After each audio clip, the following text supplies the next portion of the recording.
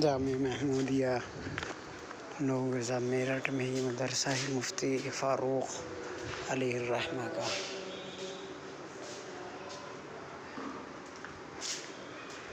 ये इधर बाब फ़ारूक है।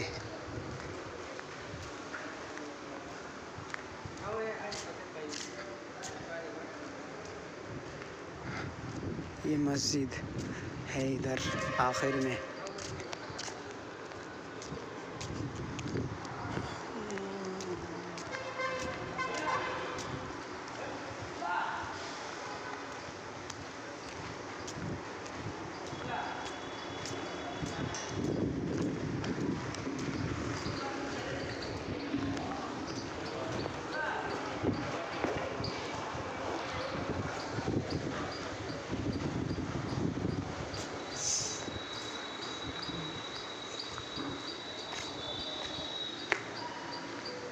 ये मस्जिद है का सहन है। ये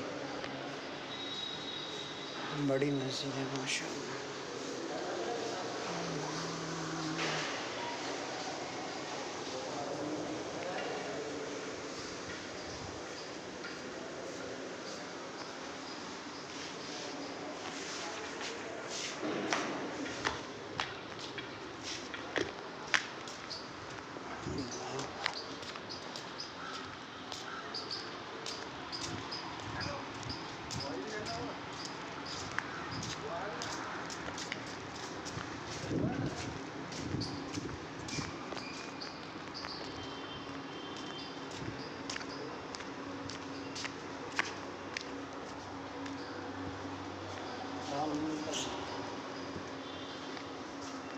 हमारे बस सामान ले रहे हो उससे बच्चे।